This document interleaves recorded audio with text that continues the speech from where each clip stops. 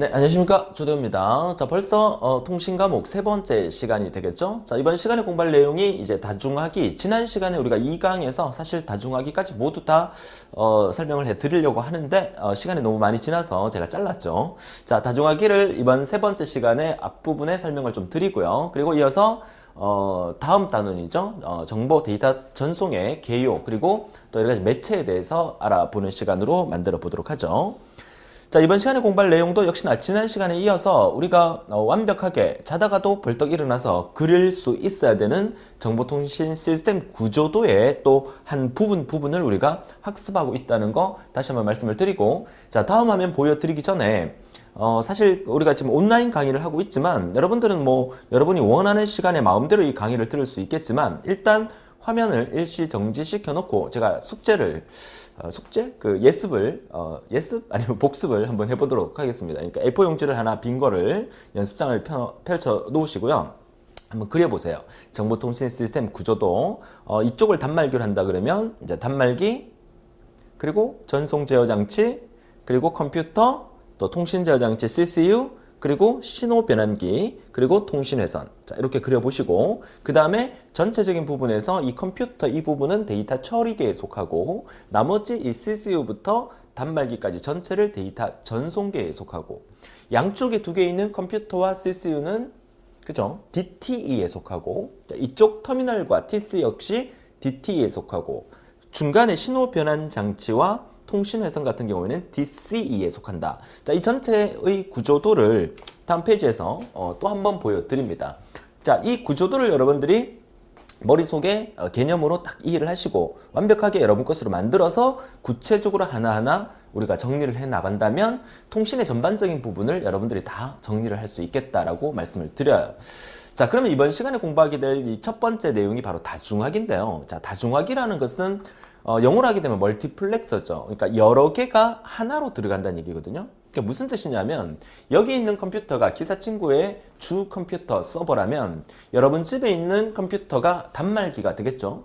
자, 이 단말기라고 하는 것은 여러분이 그 스마트폰으로 강의를 듣는다 그러면 여러분 스마트폰이 단말기가 되는 거고, 여러분 집에 있는 데스크탑으로 듣는다면 데스크탑이 단말기가 되는 거고, 아이패드로 듣는다면 아이패드가 단말기가 되는 거예요.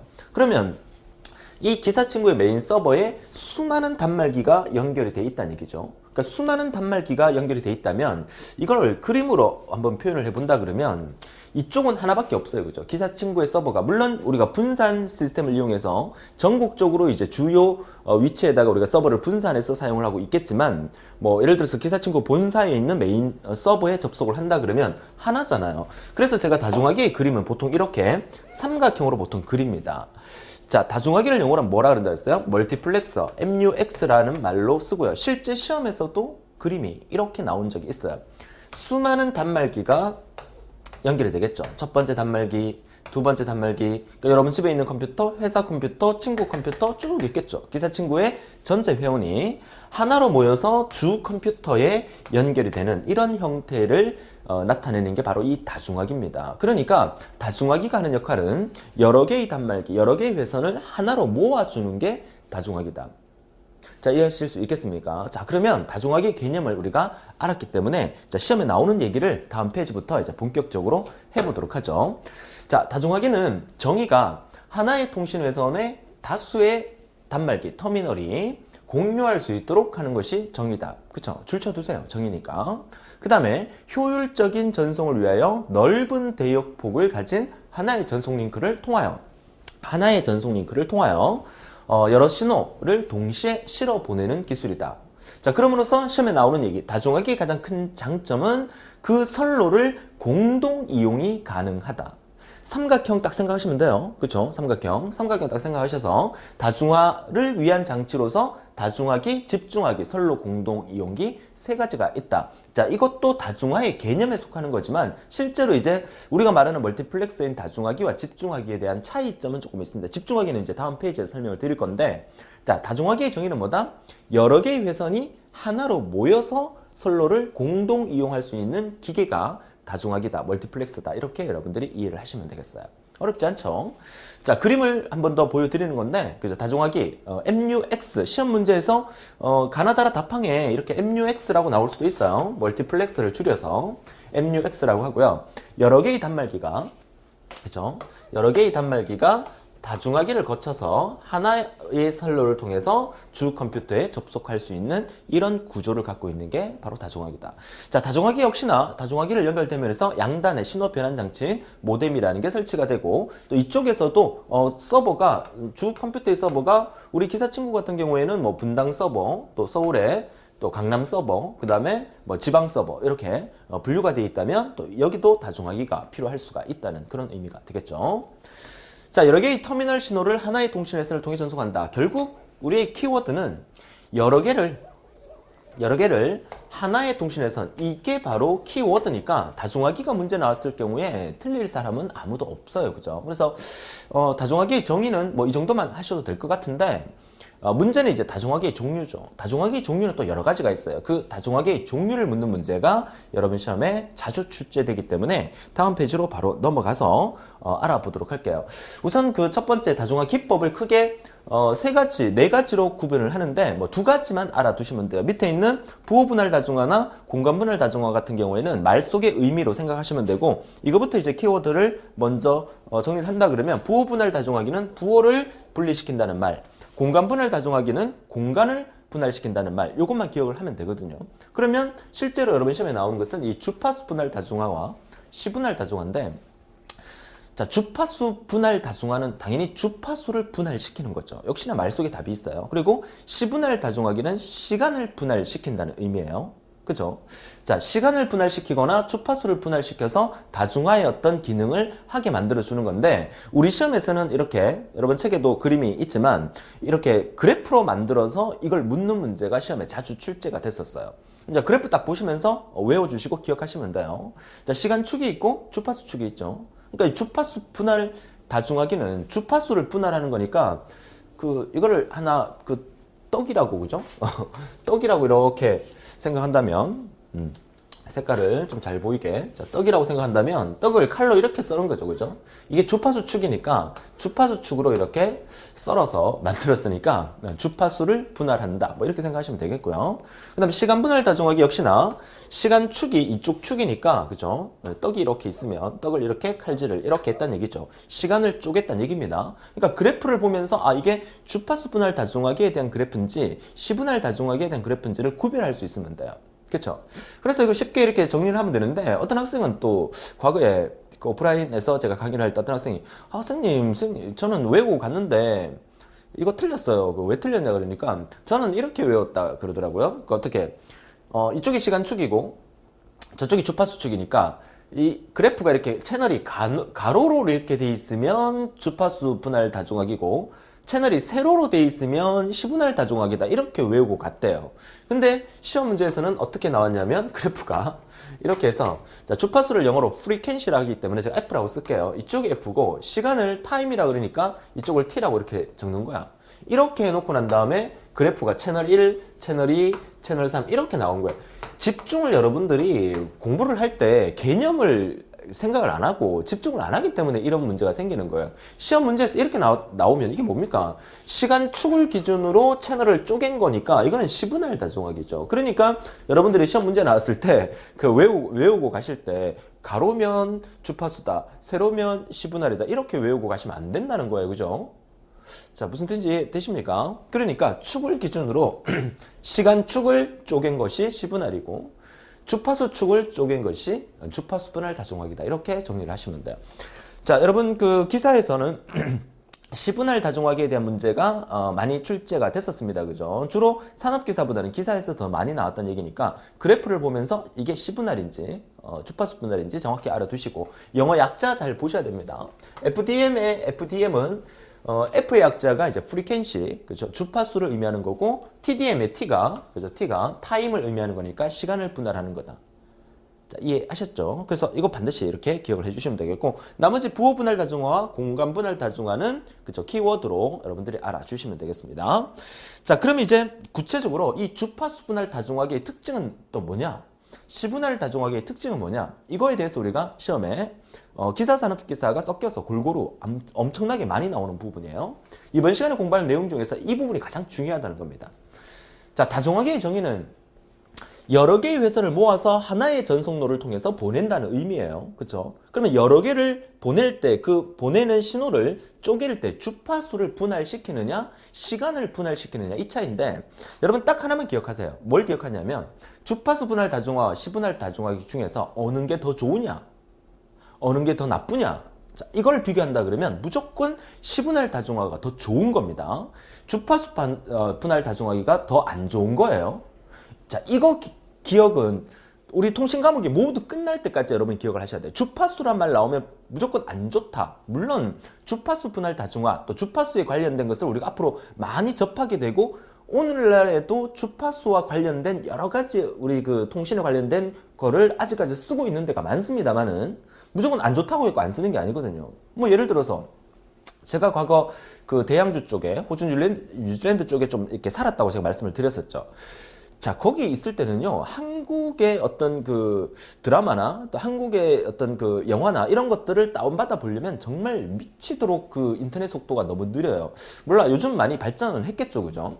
자, 느린데, 그래서 이제 실시간으로 접속해서 예를 들어서 이제 뭐 어떤 사이트에 가게 되면 여러분들이 초고화질로 볼 거냐, 고화질로 볼 거냐, 아니면 저화질로 볼 거냐는 단추가 있어요. 그죠? 어떤 그 영상이나 방송을 보려 그러면 한국에서만 생활하는 사람들은 이거 왜 저화질 버튼은 왜 있지? 초고화질로 들으면 되지. 굳이 저화질로 들을 필요가 있을까? 이렇게 생각하는데요. 저 대양주 쪽이나 다른 나라에 가면 우리나라에서 제공하는 초고화질이나 저화질은 버튼 눌러도 화면이 안 나옵니다. 왜? 인터넷 속도가 너무 느리기 때문에 안 나온다는 거죠. 그 나라에서는 무조건 저화질을 눌러야만 볼 수가 있다는 거예요. 그러니까 안 좋다고 해서 안 쓰는 게 아니라 쓰고 있는 곳도 많다는 얘기예요. 자, 지금 제가 설명드리려고 하는 것은, 자, 주파수 분할 다중화와 시분할 다중화로 구분이 되는데, 우리 시험 문제에 맞추기 위한 그 키워드로 주파수 분할에 비해서 시분할이 훨씬 더 좋다, 주파수 분할은 별로 안 좋다, 이거 기억하세요.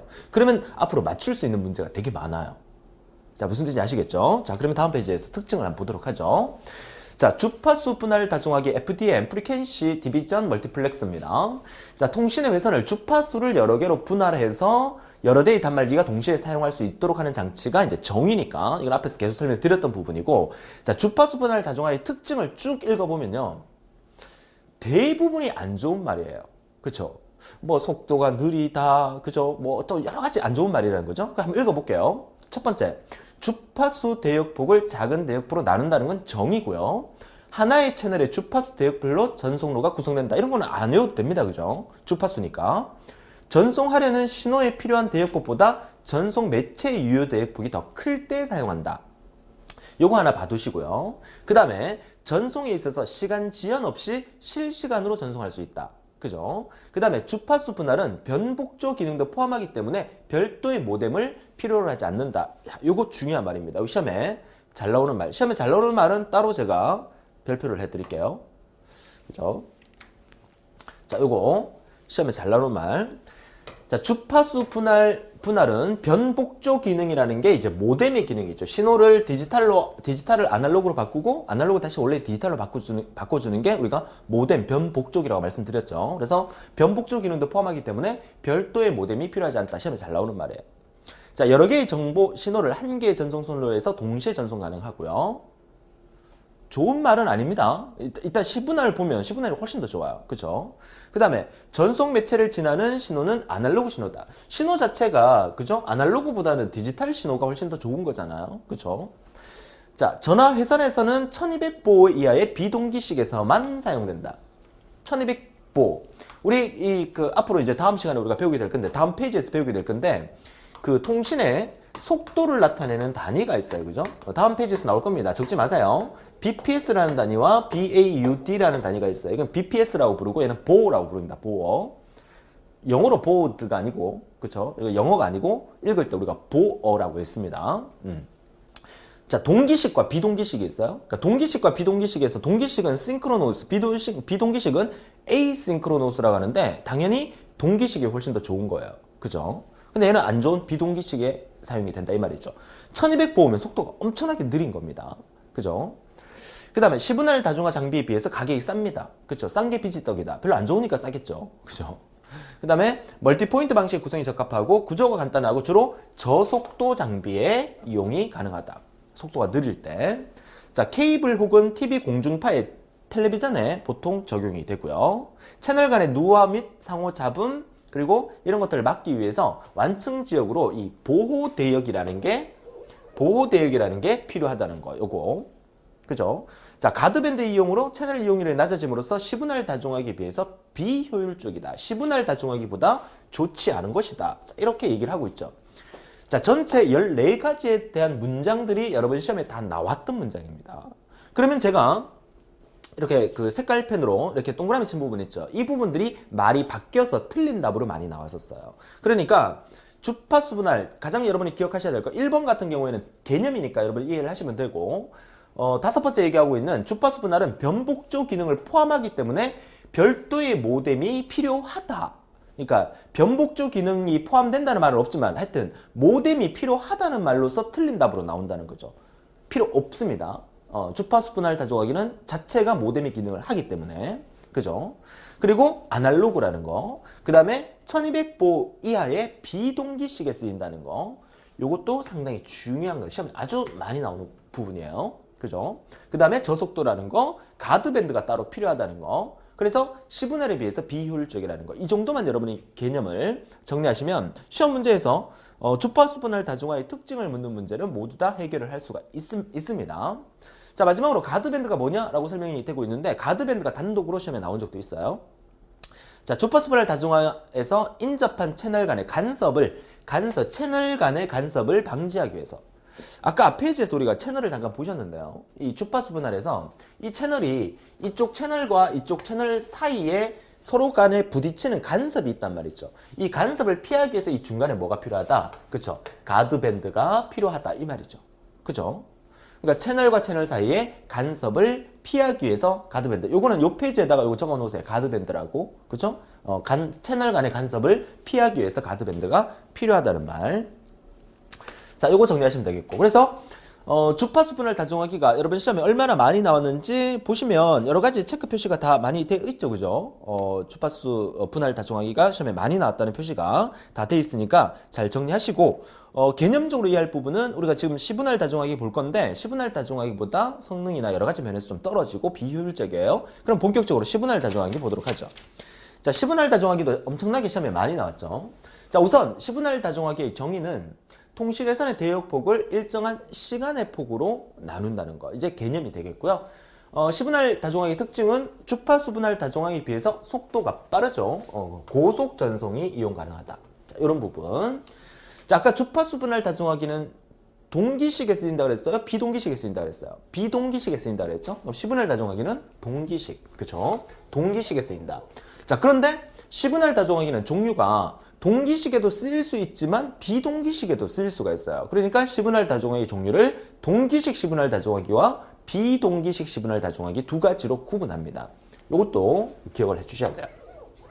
자, 시분할 다중화기는 동기식 시분할 다중화기와 비동기식 시분할 다중화기로 구분한다.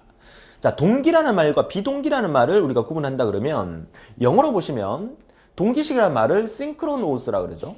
비동기식이라는 말은 앞에다가 A가 하나 더 붙었어요. 그죠? A. 비동기식, asynchronous라고 합니다.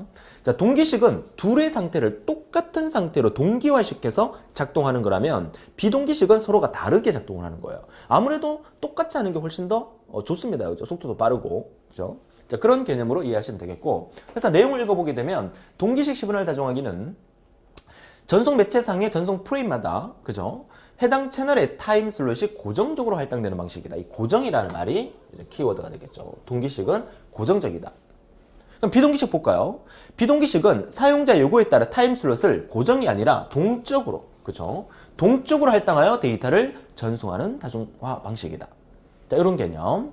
자, 두 번째 보면 동기식 시분할 다중화기는 매체의 데이터 전송률이 전송 디지털 신호의 데이터 전송을 역시나 능가할 때 사용된다. 자, 요 정도 체크해 두시면 돼요. 그죠? 그리고 마지막으로 타임 슬롯을 고정적으로 할당하여 타임 슬롯이 낭비될 수 있다는 게 이게 단점이라는 거. 요거 체크해 주시면 되겠어요. 자, 동기식 시분할 다중하기고요. 그 다음 비동기식 시분할 다중하기는 이거 두 가지 중에서 동기식이 훨씬 더 좋긴 하지만 시험 문제에서는 비동기식이 훨씬 더 많이 나왔었어요. 비동기식 시분할 다중하기를 다른 말로 통계적 시분할 다중하기라고도 합니다. 자, 특징 중에서 우선 첫 번째 말씀을 드렸던 거, 사용자 요구에 따라서 타임슬롯을 동적으로 할당하여 데이터를 전송하는 방식이에요. 그죠? 자, 그 중에서 시험에 많이 나왔던 문장이 이 3번에 실제로 전송할 데이터가 있는 단말 장치에게만 타임슬롯을 할당한다는 말이죠. 그러니까 실제로 전송할 수 있는 거에만 할당하니까 효율적으로 작동이 가능하겠지만 뭐 없는 것도 무조건 보내게 되면 아무래도 비효율적이겠죠. 그죠? 그래서 실제로 전송할 데이터가 있는 단말 장치에만 타임슬롯을 할당함으로써 전송 효율을 높일 수 있다라는 개념이 비동기식 시분할 다중하기고요. 그 다음에 맨 마지막에 지능 다중하기, 통계적 시분할 다중하기라고도 불린다. 자, 명칭 자체에서는 이렇게 지능적인 다중하기다, 통계적 시분할 다중하기다 이렇게 보여지는데 실제로 우리가 지금 많이 쓰고 있는 게 비동기식 다중하기지, 동기식과 비동기식을 구분한다면 동기식이 훨씬 더 일단 좋다라는 개념은 잡으시고요. 시험 문제 많이 나왔던 문장은 비동기식의 특징 중에서 이렇게 실제로 전송할 데이터가 있는 단말 장치에만 타임슬롯을 할당한다는 말과 그렇기 때문에 전송 효율을 높일 수 있다는 말과 그리고 마지막에 지능 다중하기와 통계적 시분할 다중하기라고도 한다는 말, 요거를 키포인트로, 키워드로 여러분들이 기억을 해주시면 되겠어요. 됩니까? 자, 그래서 시분할 다중하기에 대한 개념은 앞서 페이지에 네 번째 나왔던 주파수 분할 다중하기와의 차이점으로 여러분들이 정리하셔서 시험 문제에서 가나다라가 시분할 다중하기를 묻는 건지 주파수 분할 다중하기를 묻는 문제에 대한 포괄적인 개념의 문제가 더 많이 나왔기 때문에 전체적으로 보셔야 됩니다. 그러니까 코끼리 발만 붙잡고 이렇게 있는 게 아니라 전체적으로 다중하기는 크게 주파수 분할 다중하기와 시분할 다중하기로 구분되는데 주파수 분할 다중하기의 특징은 뭐지? 시분할 다중하기의 특징은 뭐지? 이렇게 개념으로 우리가 공부를 해 주셔야 되고 조금 더 이제 구체적으로 들어간다면 시분할 다중하기는 동기식 시분할 다중하기와 비동기식 시분할 다중하기로 구분된다. 이렇게 정리를 하시면 되겠죠. 영어로도 잘 봐두셔야 돼요. 그렇죠? 동기식 시분할 다중하기를 STDM이라 하고요. TDM이 시분할 다중하기니까 S를 붙인 거죠. 비동기식 시분할 다중하기는 ATDM이라는 거. 그렇죠? 에이싱크로노스니까. 그렇죠? 이렇게 구별을 해 주시면 되겠습니다. 자, 시분할 다중하기에 대한 얘기를 해 왔고요. 자, 이어서 이제 다중하기 이어서 역다중하기와 집중하기 나오는데요. 자, 역다중하기라는 개념을요. 여러분들은 다중하기를 거꾸로 만들었다. 이런 개념으로 생각하시면 안 돼요. 그쵸? 그래서 이런 학생들이 있어요. 시험 문제에서 이런 개념이 나왔는데 우리가 앞에서 제가 다중하기를 그릴 때 이렇게 그렸잖아요. 자, 여러 개가 입력이 돼서 이렇게 여러 개가 입력이 돼서 하나로 출력된다. 이게 멀티플렉스, MUX다, 다중하기다. 이렇게 하니까 시험 문제에서 어떻게 나왔냐면 시험 문제에서 그림을 이렇게 그려놓은 거야. 이렇게. 이거 뭡니까? 이게 다중하기입니다. 이게 뭡니까? 그러니까 대부분 학생들이 제가 오프라인 강의했을 때도 물어보니까 역다중하기요? 아닙니다. 이거 역다중하기 아니에요. 이것도 다중하기예요. 보세요. 이것도 여러 개가 들어가죠. 이거는 이쪽으로 들어가는 것 뿐이에요. 그쵸? 이쪽으로 들어가서 멀티플렉스가 이쪽으로 나오는 거야. 그러니까 그림을 이렇게 돌려서 그린 거지 이렇게 삼각형 모양으로 그려지면 이거는 다중하기를 의미하는 거예요. 그럼 역다중하기 뭐냐? 역다중하기의 개념은 상당히 어렵습니다. 그죠? 근데 여러분들은 역다중하기가 답인 문제가 시험에 나온다면 딱 문제에서 무조건 이 문장이 나오게 돼 있어요. 뭐? 두 개의 음성 대역폭이라는 말이 나오게 돼 있어요. 자, 보세요. 두 개의 음성 대역폭을 이용하여 광대역에서 얻을 수 있는 통신 속도를 얻을 수 있는 기기를 우리가 역다중하기를 한다. 역다중하기 문제는 무조건 이것만 외워두시면 돼요. 두 개의 음성 대역폭이라는 말 무조건 나오게 돼 있어요. 그죠? 역다중하기를 논하면서 두 개의 음성 대역폭을 나눈다는 말이 안 나오면 안 되거든요. 자, 특징 볼까요? 여러 가지 변화에 대응해 여러 가지 전송 속도를 얻을 수 있고요. 자, 한 채널 고장 시 나머지 채널을 2분의 1 속도로 계속 운영이 가능하다는 특징. 비용 절감할 수 있고 전용회선 고장 시 DDD망을 이용할 수 있다. 여기서 말하는 DDD망은 우리 전화 쓸 때 그죠? 전화 쓸 때 왜 전국적으로 서울 지역은 02번이고 뭐 부산 지역은 051이고 그죠? 또 저쪽 광주 지역은 061입니까? 그쵸? 그렇게 시작하는 번호 있죠. 그게 이제 DDD망이라고 하는 거죠. 지역별로 분할시켜주는 거. 역다중하기에 대한 개념은 이렇게 외워주세요. 다른 거 필요 없어요. 두 개의 음성 대역폭을 이용한다는 게 역다중하기입니다. 자, 마지막으로 집중하기. 자, 집중하기는 그림을 제가 이렇게 그릴게요. 여러분도 그려두세요. 집중하기 그림은 이렇게 사다리꼴 모양으로 그려주시면 돼요. 자, 이건 무슨 뜻이냐면 여러 개가 들어갑니다. 여러 개가 입력이 되고요. 그 다음에 출력이 역시나 나오는데 출력도 역시 여러 개가 출력이 돼요. 입력과 출력이 이렇게 나눠주는 거거든요. 이걸 우리가 컨센트레이터 집중하기라고 얘기를 합니다. 집중하기. 자, 무슨 뜻이냐? 여러 개가 들어가서 여러 개가 나온다. 단, 그림을 왜 이렇게 그렸냐? 제가 이렇게 집중하기가 여러 개가 들어가서 여러 개가 나온다면 이렇게 그릴 수도 있는 거잖아요. 여러 개가 들어가서 여러 개가 나오니까. 근데 저렇게 사다리 꼴 모양으로 그린 이유는 반드시 입력이 출력보다 크거나 같아야 된다는 규칙이 있어요. 그죠? 이게 바로 집중하기의 특징이에요. 읽어볼까요? 여러 개의 채널을 몇 개의 소수 회선으로 공유화시키는 건데 M개의 입력 회선과 N개의 출력 회선으로 집중하는 장치고 요 옆에다 적어놓으세요. 반드시 M은 M보다 크거나 같아야 된다. 요거 그쵸? 요거 특징 기억하시면 되고요. 자, 입출력이 각각의 대역폭이 다르고요. 입력 회선의 수는 출력 회선의 수보다 같거나 많아야 한다. 이 말이 바로 이 말이죠. 그죠? 그러니까 요게 시험에 자주 출제가 됐었죠. 자, 집중하기의 특징입니다. 다중하기와 구별해서 보시면 돼요. 자, 여기까지가 우리가 다중하기 지난 시간에 하려고 했던 부분이었는데 그러니까 밀려서 이번 시간에 정리가 됐네요. 자, 좋습니다. 이렇게 해서 우리가 큰 2단원을 마무리하도록 하고요. 이어서 이제 큰 3단원으로 넘어가서 이번 시간에도 3단원을 다 끝낼 수는 없을 것 같아서 하는 데까지 열심히 한번 달려보도록 하겠습니다. 자, 데이터 전송 기술이라는 부분인데요. 자, 데이터 전송. 자, 데이터를 보내려면, 정보를 보내려면 어떤 기술이 필요한가? 자, 우선 여러분들이 생각해 보세요. 여러분이 들고 다니는 이 스마트폰이 없네요. 그죠? 자, 스마트폰. 자, 스마트폰으로 친구한테 SNS로 메시지를 보낼 수도 있고, 뭐 문자 메시지를 보낼 수도 있죠. 그 메시지가 친구한테 날아가요. 그럼 친구 핸드폰에 딱 떠요. 그죠? 한번 생각해 본 적이 있으세요? 어떤 원리로 이렇게 날아갈까?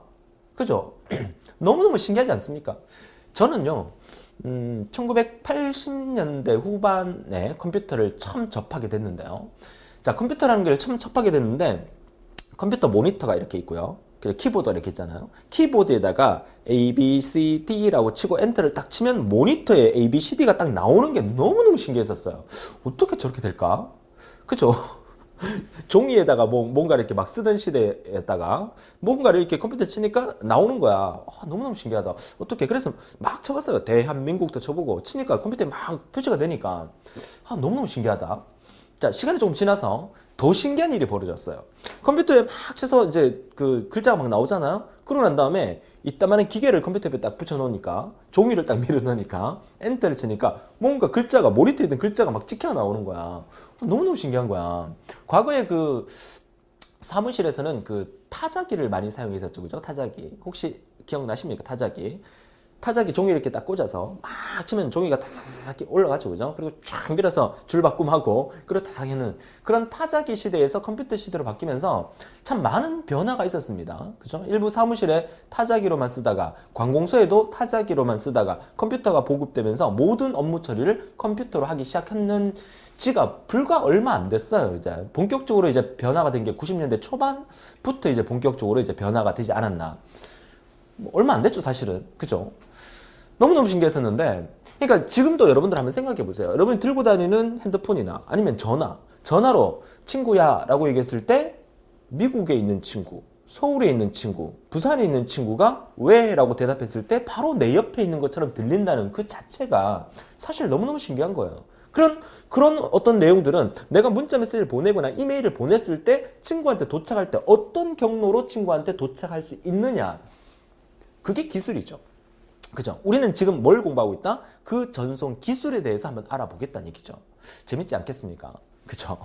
자, 그러면 이제 첫 번째 나오는 게 이제 주파수, 진폭, 위상이라는 말이 나오는데 통신에서 이 주파수라는 말을 빼놓을 수가 없고요. 진폭이라는 말을 빼놓을 수가 없고 위상이라는 말을 빼놓을 수가 없어요. 이런 변화를 통해서 신호가 날아가는 거죠.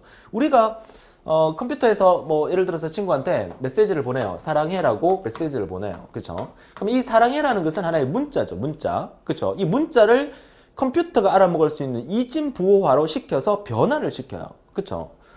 우리가 그 데이터베이스 시간에도 배웠고, 또 지난 시간에도 우리 그 시스템 분석 및 설계 또는 소프트웨어 공학 과목에서도 배웠지만, 한글의 한 문자를 표현할 때는 2바이트가 필요하죠.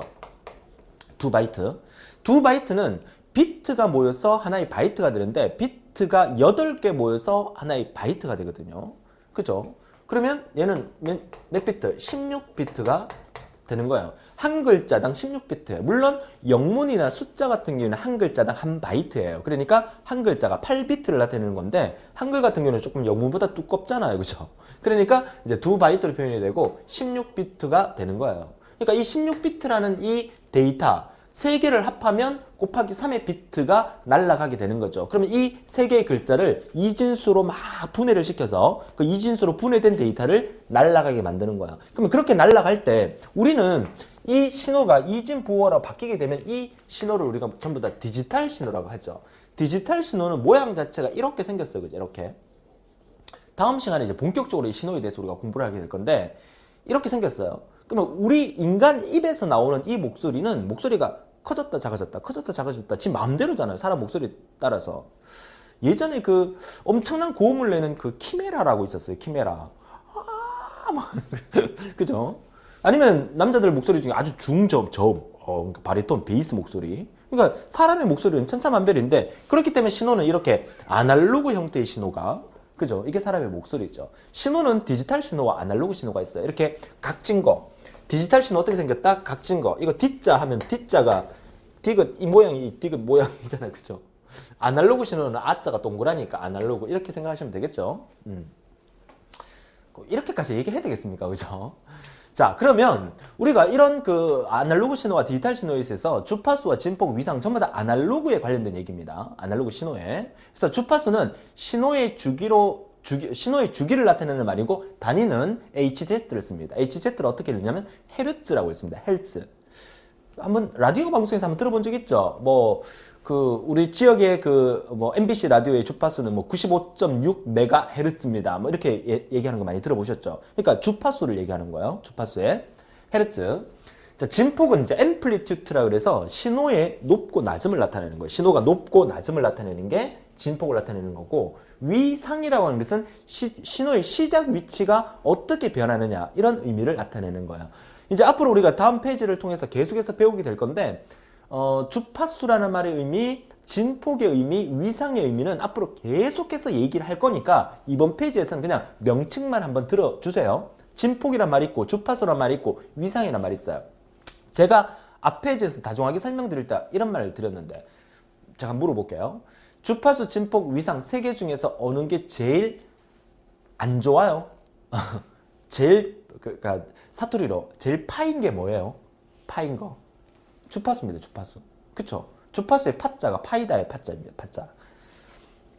이럴 때 웃어주시면 됩니다. 자, 주파수, 진폭, 위상. 앞으로 주파수, 진폭, 위상 제가 자꾸 뜸을 들이는데 여러분 시험에서 총 20문제 중에서 주파수, 진폭, 위상에 관련된 문제가 거의 5문제까지 나올 수 있어요. 그쵸? 그래서 주파수, 진폭, 위상이라는 말이 나오면 앞으로 계속 나올 거니까 이런 의미구나. 주파수란 말은 벌써 앞에서 나왔어요. 주파수 분할 다중하게 할 때 주파수 말이 벌써 나왔었어요. 주파수에 대해서 구체적으로는 아마 다음 시간에 우리가 배우게 될 겁니다. 아무튼 자, 주파수, 진폭, 위상이라는 말 앞으로 많이 듣게 될 거고요. 주파수를 나타내는 단위를 우리가 헤르츠라고 합니다. 그러면 주파수 대역의 종류. 자, 이거 별표 1개 해두겠습니다. 주파수 대역의 종류. 시험에 잊을만 하면 한 번씩 나와요. 그죠? 주파수. 그 중에서 음성 대역폭이 300에서 3400Hz입니다. 우리 인간의 목소리에서 나올 수 있는 주파수의 범위가 300에서 3400이다. 쉽게 이해한다 그러면 남자들의 바리톤, 베이스, 중저음 목소리가 300에서 3400 중에서 한 400에는 한 500 정도가 되겠죠. 인간의 목소리 중에 진짜 300까지 내는 사람은 있을지는 모르겠습니다만은 3400까지 낼 수 있으니까 아까 말씀드렸던 키메라라는 그죠? 그러니까 여자들 중에서 아주 고음을 내는 엄청나게 고음을 내는 그런 주파수가 아마 한 2000, 한 3000 가까이 되지 않겠습니까? 그죠? 그러니까 인간의 목소리로 내릴 수 있는 주파수의 범위가 300에서 3400Hz다. 외우셔야 됩니다. 시험에 중에서 가장 많이 나왔었어요. 한번 시험에 나왔는데 이렇게 외우고 왔는 거야. 음성 주파수 대역폭 300에서 3400이야. 이렇게 외우고 왔는데 가나다라에 300에서 3400이 있는 거야. 찍었어. 틀렸어요. 왜 틀렸어요? 단위를 안 본 거야. 단위를. 300에서 3400Hz예요. 얘를 키로로 고치면 0.3에서 3.4 kHz가 되는 거예요. 그죠? 그러니까 시험 문제에서 가나다라에 전부 다 단위가 킬로헤르츠였어요. 음성 주파수 대역폭은 300에서 3400헤르츠니까 킬로로 고치면 1000단위로 고쳐야 되죠. 그러니까 0.3에서 3.4kHz가 된다는 거야. 이것까지 같이 알아두셔야 돼요. 그쵸? 그 다음에 HF라는 게 하이 프리퀀시라고 해서 3에서 30MHz입니다. 3에서 30MHz. 자, 우리 이 단위를 다시 한번, 그죠? 킬로, 메가, 기가, 테라. 자, 요거 주파수에서 나타낼 때는 킬로는 10의 3승으로 보시면 돼요. 메가는 10의 6승, 기가는 10의 9승, 테라는 10의 12승 이렇게 보시면 돼요. 원래 컴퓨터에서 우리가 이진수에서는 킬로라는 단위가 정확하게 10의 3승은 1000이잖아요. 근데 원래는 이제 그 컴퓨터에서는 킬로를 뭘로 쓰냐면 2의 10승으로 씁니다. 2의 10승은 얼마입니까? 1024가 되는 거거든요. 그죠? 그러니까 용량을 나타낼 때는 이렇게 씁니다. 이진수로 표현을 해야 되기 때문에 얘는 메가는 얼마? 2의 20승으로 나타냅니다. 2의 20승. 근데 이제 저런 주파수를 나타낼 때는 그냥 편하게 1000 그리고 100만 그죠? 이렇게 기억을 하시면 돼요. 10의 3승, 6승, 9승, 12승. 그러니까 HF 같은 경우는 3에서 30MHz니까 메가는 공이 6개입니다. 그죠? 에서 그죠? 30하고 역시나 공이 6개. 자, 이렇게 헤르츠가 된다는 거. 단위를 잘 보셔야 됩니다. 그죠? 자, 전부 다 메가니까 그죠? 메가로 기억하시면 되겠죠? 3에서 30MHz. VHF는 Very High Frequency. 그죠? 30에서 300. UHF는 300에서 3000. SHF는 Super High Frequency라서 3000에서 3만 메가헤르츠가 되죠. 엄청나게 큰 단위입니다. 그죠? 메가니까. 이거를 시험 문제에서 잊을만 하면 한 번씩 나와요. UHF 묻는 거 그리고 음성 주파수 묻는 게 더 많이 나왔었어요. 지금 책에는 표시가 안 돼 있지만 그래서 이걸 반드시 여러분들이 어떻게든지 외울 수는 있겠죠. 그죠? HF, 베리, 울트라, 슈퍼 이 순으로 3, 30, 300, 3000 그죠? 그리고 메가헤르츠 자, 이 순서로 기억을 하실 수 있겠죠? 반드시 외워두시는데 저거 어디서 많이 들어보지 않았습니까? 우리가 공부를 하더라도 이거 어디서 많이 들어본 것 같은데 VHF 들어본 것 같고 UHF 들어본 것 같은데 들어본 것 같지 않습니까? 맞아요. 여러분 들어보셨어요. 어디서 들어봤냐면 여러분 TV 볼 때 여러분 그 요즘은 전부 다 이제 케이블 방송이나 IPTV로 TV를 보시는 분들이 많지만 진짜 불과 몇 년 전으로 돌아가면 여러분 집이 이렇게 있으면 집이 이렇게 생긴 집은 잘 없겠지만 옥상에 올라가면 이렇게 생긴 안테나 이렇게 달린 거 혹시 그죠? 제가 너무 옛날 얘기를 하나? 안테나 이렇게만 달린 게 아니라 요 위에 하나 더 있어요. 그러니까 이거는 이렇게 생겼지만 이렇게 화살표처럼 생겨가지고 이렇게 안테나가 두 개가 달려 있어요. 보통 얘를 우리가 VHF 안테나를 그러고 얘를 UHF 안테나라고 얘기를 해요. 다시 말해서 옥상에 이 안테나가 없는 집에서는 요즘은 없습니다. 요즘은 집집마다 옥상에 안테나 있는 집 아무도 없어요. 그죠? 근데 과거에는 이랬단 말이에요. TV가 처음 우리나라에 막 보급되고 막 시작했을 때는 집집마다 다 이렇게 있었어요. 근데 옥상이 없는 집이 있었어요. 그러면 집에 TV가 이렇게 있으면 TV 그릴 때 보통 이렇게 그리잖아요. 그죠? 근데 이렇게 해서 이렇게 그립니다. 이렇게. 그죠? 이게 뭐냐면 TV 위에 실내 안테나예요. 실내 안테나가 요렇게 V자 모양으로 이렇게 쭉쭉 빼는 거. 요걸 우리가 보통 VHF 안테나라 그러고 동그랗게 생긴 거 있어요. 동그랗게 생긴 거. 요거를 UHF 안테나라고 얘기를 합니다.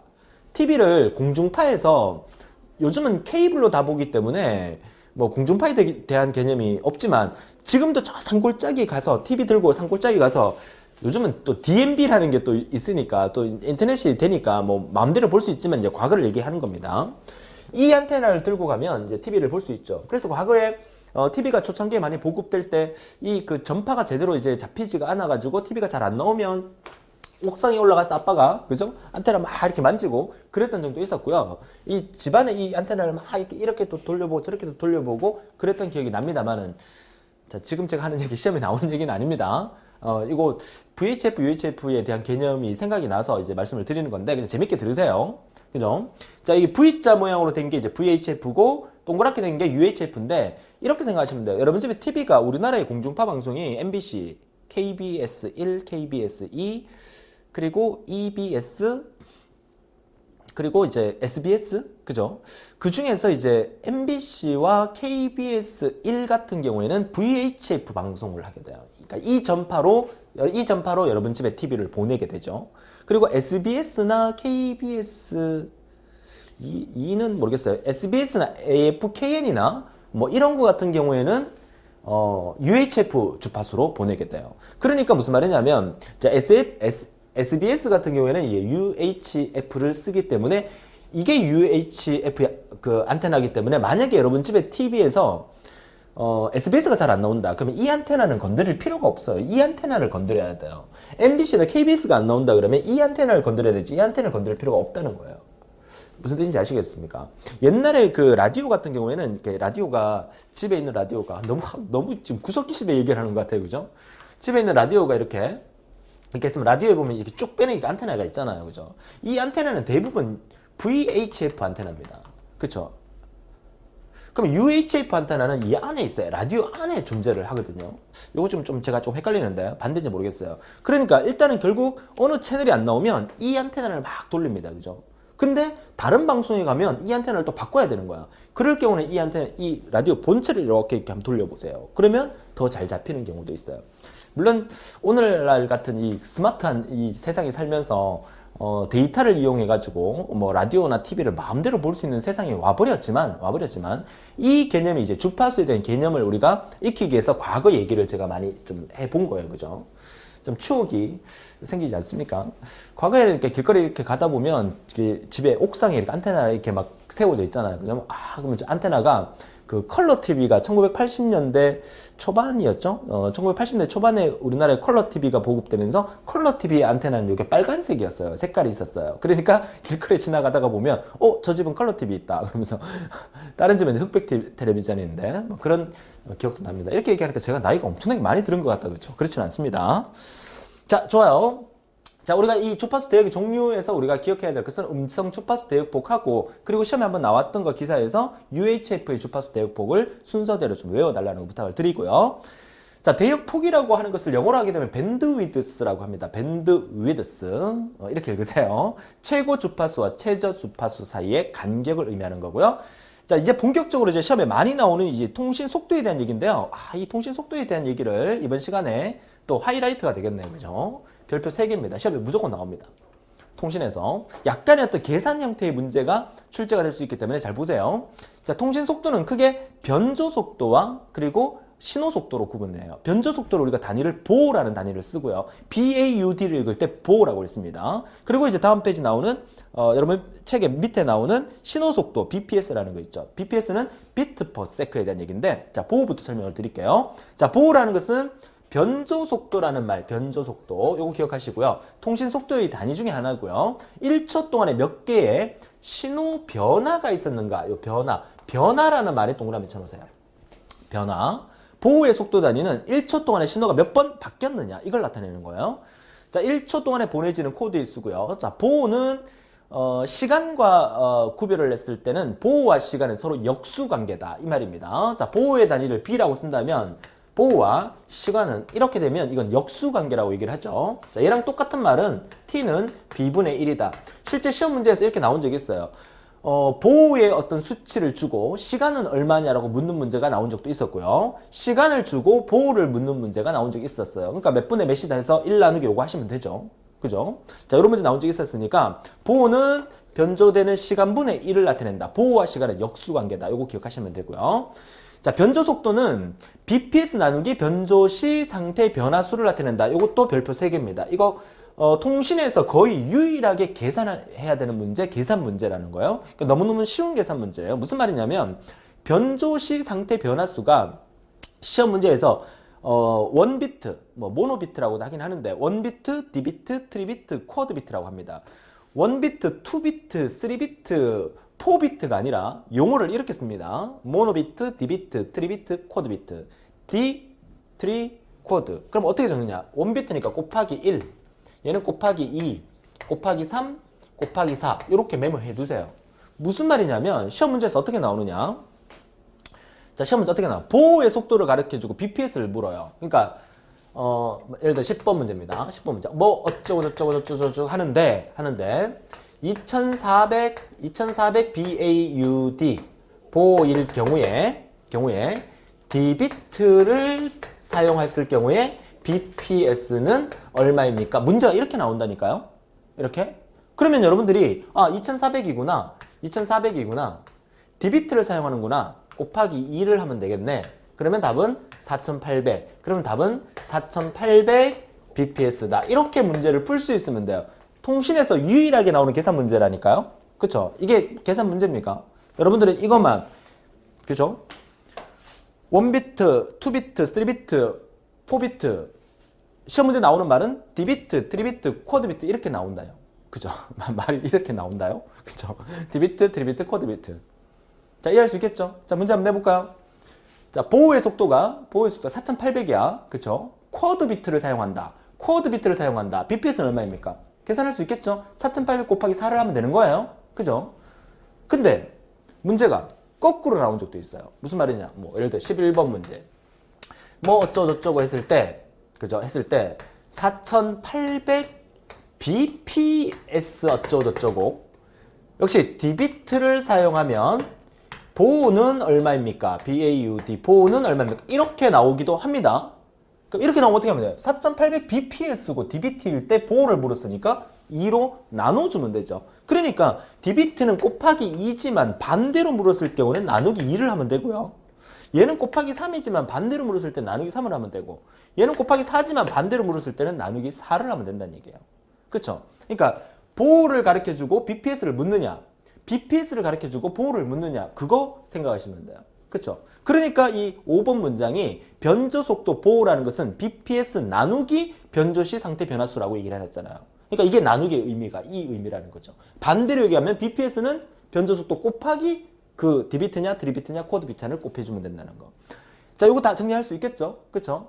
자, 보호의 정의가 뭐라고? 보호는 1초 동안에 신호가 얼마나 변화했느냐를 나타내는 게 보호의 속도입니다. 통신 속도 단위예요. 그러면 다음 페이지에 나오는 BPS는 1초 동안에 몇 개의 비트를 보낼 수 있느냐를 나타내는 게 BPS입니다. 오늘날 여러분들이 알고 있는 통신 속도가 전부 다 BPS라는 단위를 써요. 비트 퍼 세크죠.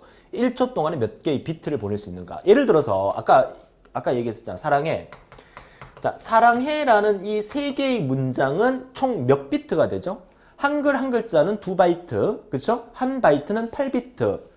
그러니까 얘가 16비트가 되죠. 16비트. 그죠? 한 글자가 16비트입니다. 세 개니까 이게 산수가 안 되는데. 그쵸? 3, 6, 18 3일은 48비트. 그죠? 그러면 만약에 사랑해라는 이 문자 메시지가 친구한테 날아가는데 만약에 1초가 걸렸다. 그러면 그 통신 속도는 48bps가 되는 거예요. 초당 48개의 비트를 보냈으니까. 그쵸? 물론 이 정도 속도 갖고는 오늘날 우리 통신을 못합니다. 오늘날 여러분 집에 있는 인터넷 속도가 어느 정도 됩니까? 100메가 광랜 뭐 이런 말 많이 들어보셨죠? 100메가 광랜. 100메가라는 얘기는 100에다가 메가가 10의 몇 승이에요? 10의 6승이죠. 뒤에다 공이 6개 더 붙는 거야. BPS 이렇게 되는 거야. 1초당 1, 10, 100, 1000만, 10만, 100만, 1000만 1억 비트를 보낼 수 있는 속도가 오늘날 만들어져 있어요. 그죠? 그래서 실제로 여러분들이 100메가 광랜을 쓴다 하더라도 여러분 집에 이제 그 인터넷에서 어떤 데이터를 다운받을 때, 영화 같은 거 다운받을 때 아마 우리나라에서 최고로 많이 나오면 한 10메가 정도 나오지 않을까? 그죠?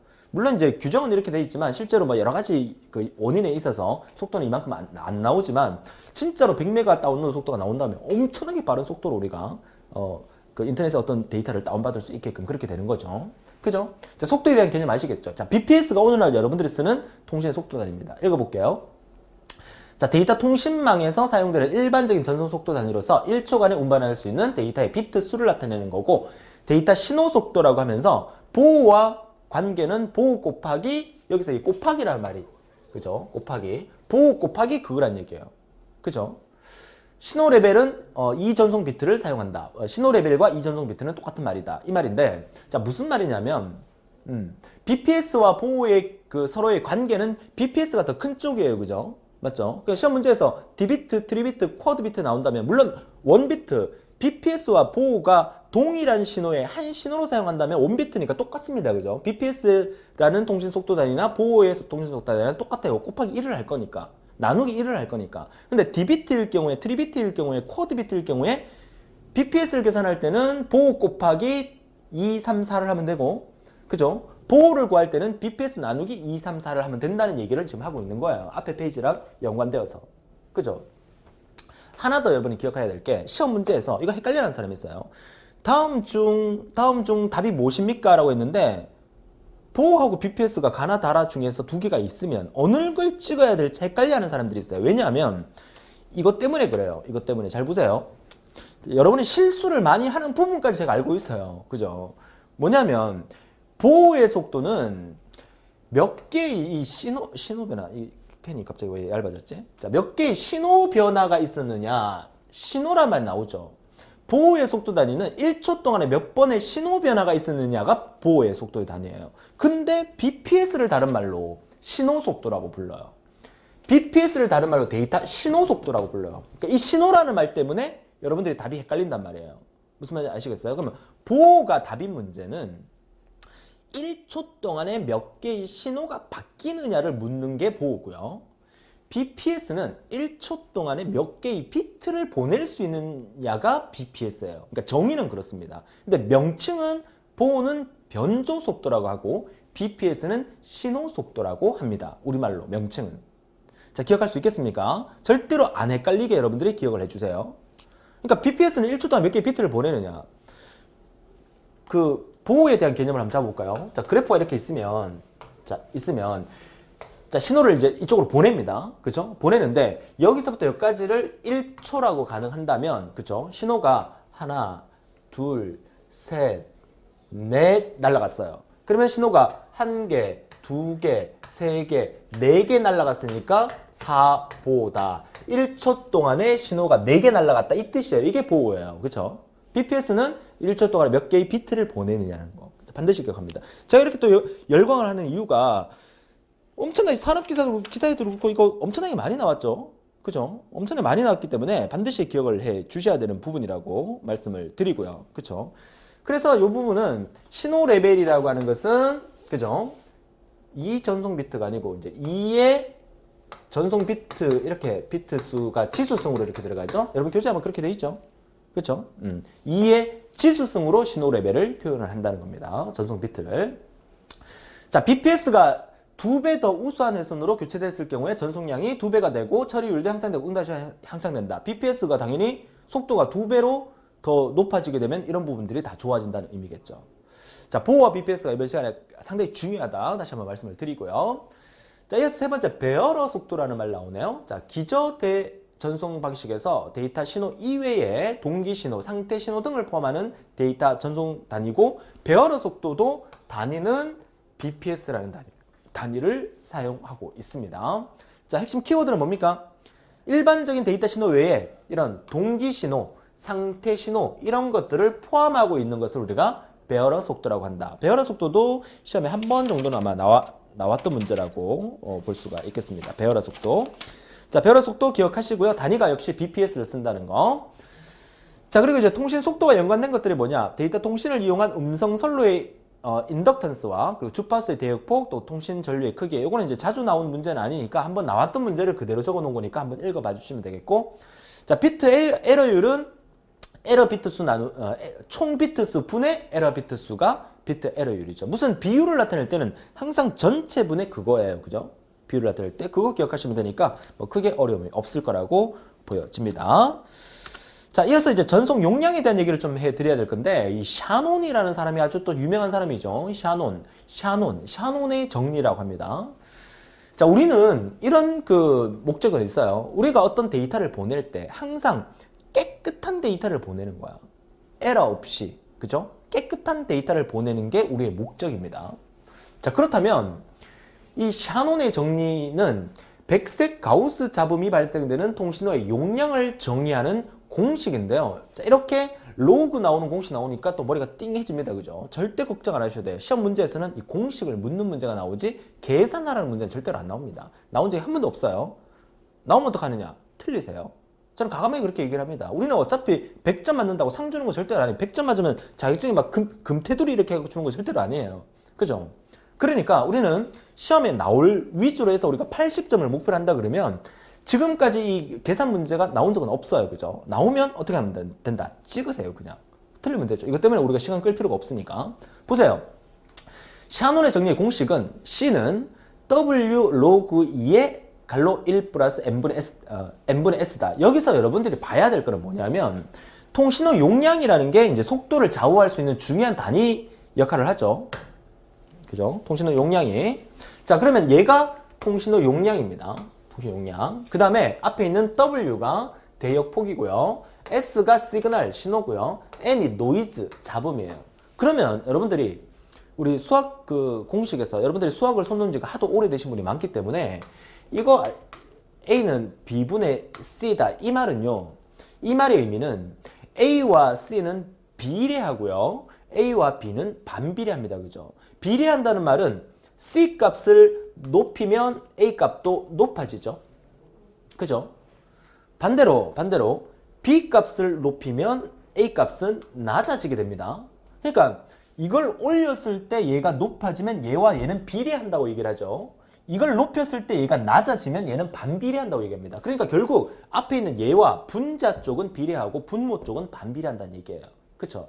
이거를 기억한다면 이 공식 자체가 제가 다시 써볼게요. C는 W 로그 2의 1 플러스 n분의 s. 자, 이렇게 돼 있잖아요. 그쵸? 우리는 이 통신호 용량을 높이고 싶단 말이야. 그죠? 통신호 용량을 높이려면 뭘 높이면 돼요? 얘 높이면 돼요. 그죠? 얘는 1분의, 얘는 분자에 있는 거예요. 그죠? 얘를 높이면 되죠. 또 n분의 s에서 뭘 높여야 돼? 뭘 높여야 돼? 얘를 높이고 싶으면 얘를 높이면 되죠. 그죠? 근데 얘를 높이고 싶으면 얘는 어떻게 해야 돼? 반비례하니까 얘는 낮춰야 돼. 이게 시험에 나와요, 여러분들. 그죠? 자, 통신호 용량을 높이는 방법은 얘가 W가 뭔데? 대역폭을 증가시키거나 신호를 증가시키거나 또는 잡음을 감소시키거나. 당연히 잡음을 감소시키면 잡음은 안 좋은 거잖아. 감소시키면 대역폭이 높아지겠죠. 그러니까 이거를 기억하라는 얘기죠. 이 공식 자체를 묻는 문제도 나옵니다. 다음 중 샤논의 정리에 관련된 공식이 아닌 것은, 공식이 맞는 것은 해서 1번 C는 W 로그 2의 갈로 1 플러스 n분의 S입니다. 이거 외워주셔야 돼요. 근데 이 문제보다 더 많이 나온 것은 통신호 용량을 높이기 위한 조건은 어떻게 됩니까? 공식만 알면 되는 거야. 얘는 높여야 되고 대역폭 높이고 신호 높이고 잡음 낮추면 돼요. 그죠? 그 말이 밑에 나와 있죠. 자, 통신 회선의 전송 용량을 증가시키기 위한 방법은 주파수 대역폭을 증가시키고 신호 세력 높여주고 잡음 세력은 줄여주면 돼요. 자, 이게 샤논의 가장 핵심 포인트입니다. 자, 좋아요. 다섯 번째 넘어가도록 하죠. 전송 신호. 자, 전송 신호에 대한 얘기는 역시나 시험에 자주 나오는 부분 아닌데 전송 신호의 강도를 측정하는 방법이 쭉 나옵니다. 나오는데 딱 두 가지만 기억하시면 돼요. 자, 단위는 역시나 데시벨이라는 단위를 쓰고요. 어떤 신호 전력이 P1과 P2가 역시 출력 입력 값이 있을 때 전력이 B는 P2분의 P1이 되는 거야. 앞에 있는 것은 10 곱하기 로그 10의 P2분의 P1이 되는 거예요. 밑에 보세요. 두 전류의 세기가 I1, I2, 두 전압의 세기가 V1, V2일 경우에 여기서는 두 개입니다. 두 개. 그죠? 자, 두 전류의 세기를 물었을 때는 앞에 20을 곱하게 됩니다. 20. 그죠? 그리고 로그 10에 전류 물었으니까 I2분의 I1이 되고 전압 물었으니까 V2분의 V1이 되는 거야.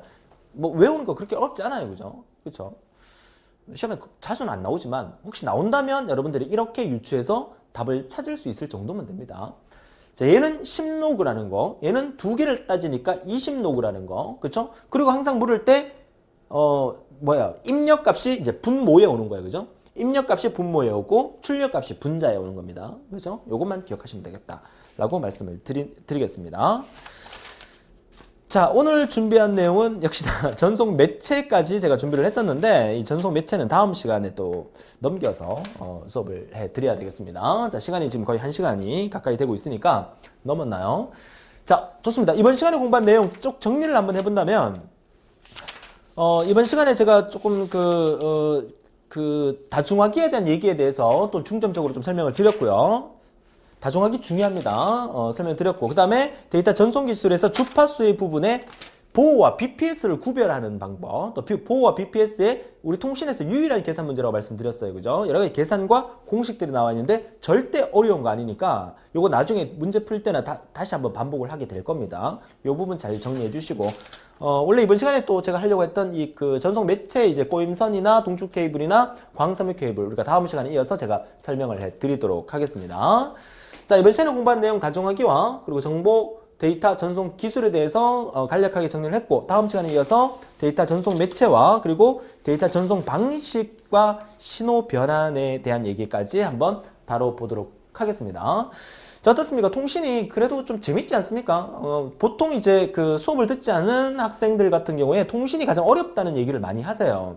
그러니까 통신에서 또 꽈락 먹는 학생들도 상당히 많아요. 여러분들이 공부하고 있는 데이터베이스, 전자계산기 구조, 운영체제, 소프트웨어 공학, 그리고 산업기사의 시스템 분석 및 설계, 그리고 우리가 지금 하고 있는 정보 데이터 통신 부분에서 여러분들이 점수를 획득해야 되는 과목의 1순위는 소프트웨어 공학, 산업기사에서는 시스템 분석 및 설계. 비전공자가 공부하기에 가장 좋은 과목이 바로 그 과목이에요. 그렇죠? 그렇다고 소홀히 하면 안 돼요. 그 과목에서 적어도 한 18점 정도를 맞아주셔야 됩니다. 그 다음에 두 번째가 운영체제가 그나마 좀 쉬워요. 그렇죠? 운영체제는 한 17점 정도. 그 다음에 이 우리가 지금 하고 있는 통신 과목, 그죠? 이 통신 과목이 한 16점 정도로 맞아주시면 여유가 생기는 거야. 그러면 여러분이 좀 힘들어하는 전자계산기 구조를 꽈락 면할 정도로 한 9개, 10개 맞으셔도 되고요. 그 다음에 데이터베이스는 어차피 여러분들이 열심히 하셔야 돼요. 데이터베이스 강의 시간에 제가 많이 말씀을 드렸지만 데이터베이스는 여러분들이 실기에도 똑같이 나와요. 그러니까 데이터베이스는 어렵더라도 여러분이 무조건 하셔야 되는 과목이죠. 그러니까 데이터베이스에서 한 12개, 13개 정도 맞아주신다면 전체적으로 여러분들은 한 100점 만점에 한 80점 가량을 맞고 여유 있게 합격할 수 있을 거라고 보여집니다. 아시겠죠? 통신을 재미있게 공부할 수 있도록 해주세요. 자, 오늘도 너무 고생 많으셨고요. 다음 시간에 또 활기찬 하루 되시고요. 오늘 제가 강의 찍고 있는 이날 날씨가 너무 좋습니다. 그쵸? 여러분도 아마 강의 듣고 있는 날씨가 좋은 분도 계시고 좀 흐린 분도 계시겠지만 아무튼 즐거운 하루 되시고 다음 시간에 더 활기찬 모습으로 뵙겠습니다. 수고하셨습니다.